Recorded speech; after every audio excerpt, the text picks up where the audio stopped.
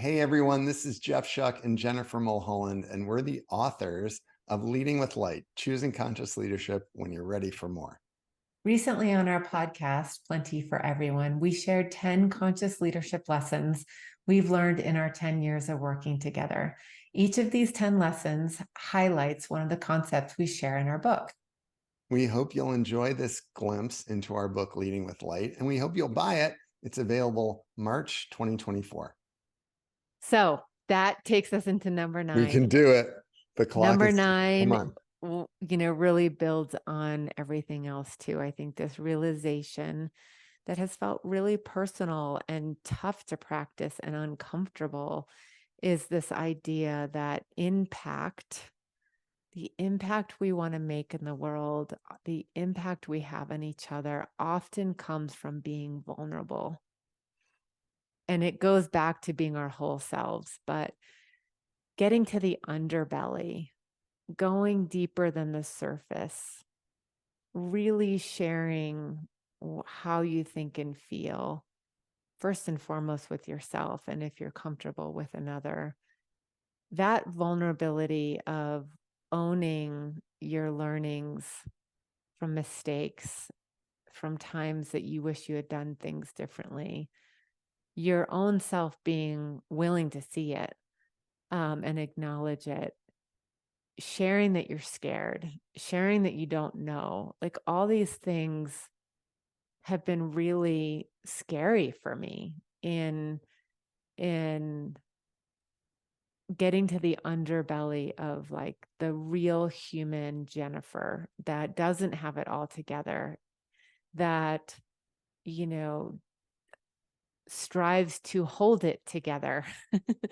you know, the the parts of me that, have been uncomfortable sharing how I really feel in a room of executives and getting more practiced and comfortable um, being vulnerable in those shares. And again, it all takes discretion, but I really have noticed in my writing, in my speech, that the more honest and vulnerable I am with my personal experience, the more it lands with others, more Yeah. people can relate.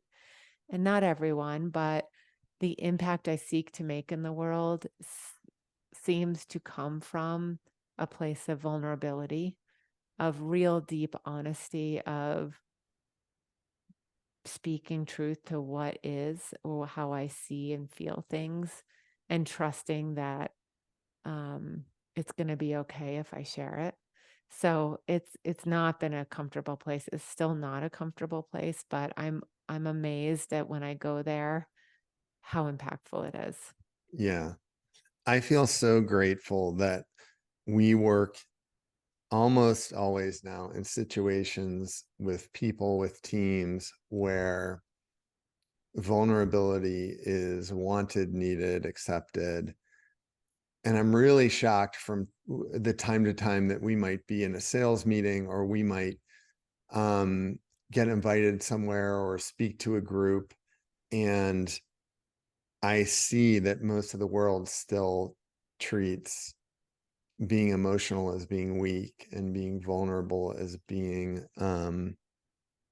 silly, and being open as being naive.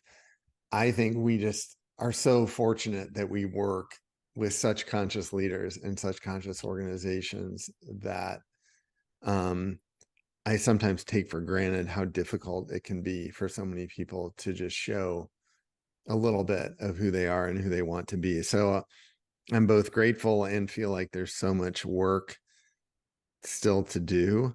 Um, for a long time, when I was leading larger teams, I used to say to people that a way I can tell if someone is smart is if they say, I don't know, because people who are confident in their intellect are willing to say, I'm not sure about something. And I feel the same now in a broader sense about, I know when someone's very secure when they say, I'm having a tough day, or someone has a strong sense of self when they say, I'm not sure who I am anymore. And there's this interesting turnabout for me, I'm probably being the projector here, but for me, it's a sign of the people I want to be around, the people I'm aligned with, is the people who are confident enough in themselves, but also trusting enough in me to say when they're confused, when they're uncertain, when they're unsure.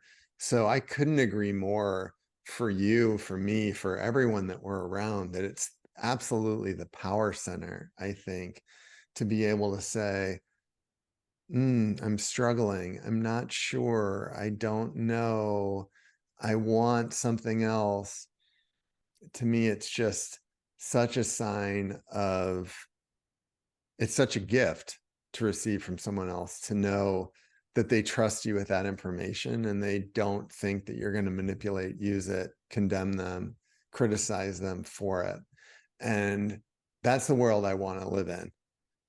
I want to live in that world where we don't have to feel like we're going to get pricked and prodded, that we can feel like we can grow into the people we're meant to be.